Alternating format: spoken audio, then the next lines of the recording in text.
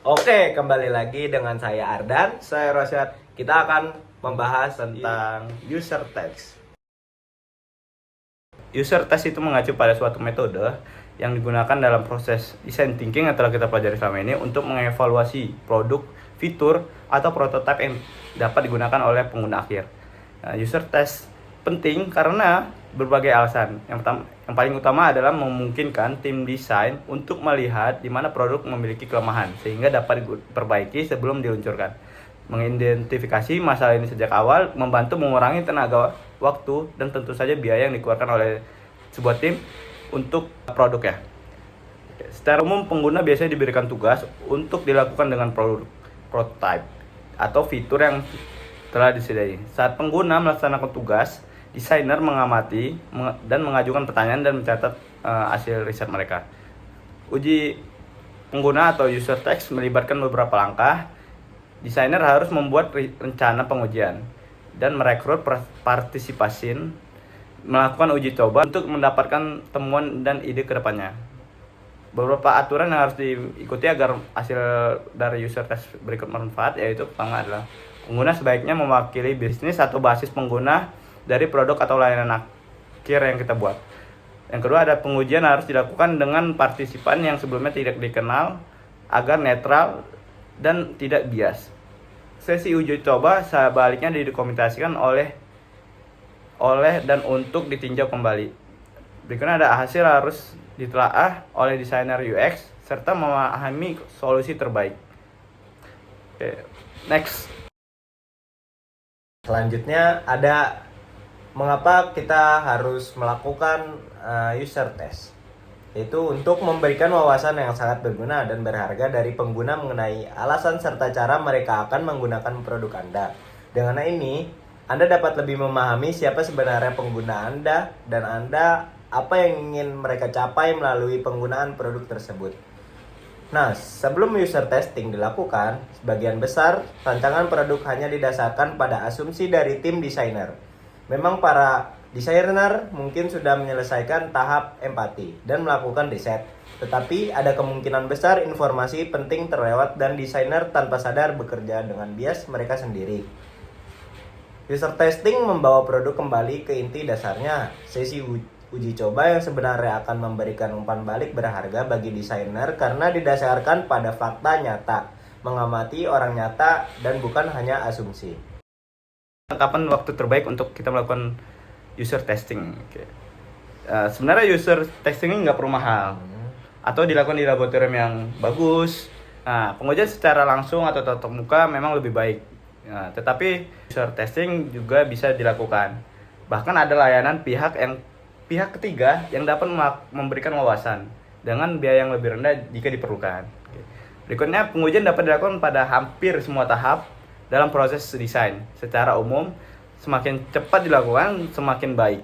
Karena pekerjaan yang perlu diperbaiki akan lebih sedikit. Nah, jadi idealnya pengujian ini dilakukan beberapa kali sepanjang siklus proyek ini berlangsung. Nah, berikutnya kita bakal bahas apa nih, Dan?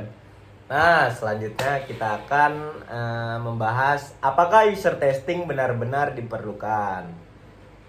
Nah, kita katakan adalah jika Anda merasa ingin melewatkan langkah ini, tolong pikirkan kembali dan jangan sampai melakukan kesalahan tersebut.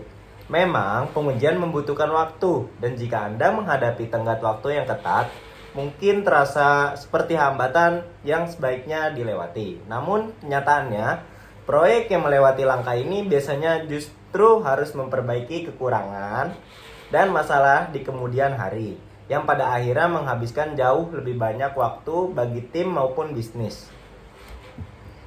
Jadi, lakukanlah sesuatu yang bermanfaat untuk diri Anda dan pastikan selalu menemukan cara untuk memasukkan tahap ini. Usability testing pasti akan memberikan hasil yang sepadan saat. Oh gitu. Berikutnya kita bakal membahas tujuan dari user test ini sebenarnya apa ya? Untuk mengetahui tentang kelemahannya. Oke. Nah, sebelumnya kita harus ingat nih guys, tujuan utama bahwa kita ingin mengumpulkan sebanyak mungkin informasi sedini mungkin. Nah, kita bisa melakukan user test ini dengan 3 alasan utama, yaitu Pertama, memperbaiki kelemahan dan memperbaiki produk agar memberikan pengalaman yang lebih baik secara keseluruhan dan oke. Berikutnya yang kedua ada menghemat waktu dan biaya perusahaan dengan menyelesaikan masalah sebelum memasuki tahap proses yang mahal tuh, artinya yang udah terlalu rumit. Nah, jadi agak mahal tuh. Nah, yang ketiga ada untuk menghemat energi tim kita sendiri tuh serta menantang asumsi-asumsi yang telah kita buat. Nah, dalam menjalankan user test ini seharusnya sangat membantu kita atau Anda sekalian nih untuk melihat apakah yang pertama pengguna yang bakal menggunakan proyek kita dapat menyelesaikan tugasnya dengan sukses tanpa kebingungan nih dalam menggunakannya. Berikutnya ada pengguna dapat menyelesaikan tugas secara efisien, jadi dia tidak perlu menggunakan banyak waktu dan terlalu ribet. Berikutnya ada perubahan perlu dilakukan untuk memudahkan dan meningkatkan kinerja kita. Nah, selain temuan objektif yang saya sebutkan tadi, kita juga harus memperhatikan apakah produk bekerja secara efektif dan apakah pengguna merasa senang saat menggunakannya. Temuan objektif dan subjektif ini memberikan umpan balik nih bagi yang berharga untuk membantu Anda membentuk dan meningkatkan desain dari proyek kita sendiri. Gue ada saran nih Cat buat nanti ke depannya. Nah, hal pertama yang harus diperhatikan saat melakukan user test pada prototype adalah mencoba memanfaatkannya dalam lingkungan alami. Tujuannya adalah menciptakan kondisi normal di mana pengguna biasanya akan menggunakan produk tersebut, Cat. Jika sulit melakukan pengujian di lingkungan alami, cobalah metode role playing untuk mendekatkan situasi dengan kondisi nyata yang dibayangkan. Intinya adalah membuat pengguna menggunakan prototype sebagaimana mereka akan melakukan dalam kehidupan nyata. Oke, Sekian tentang user text dari kita. Semoga bermanfaat, guys. Thank you.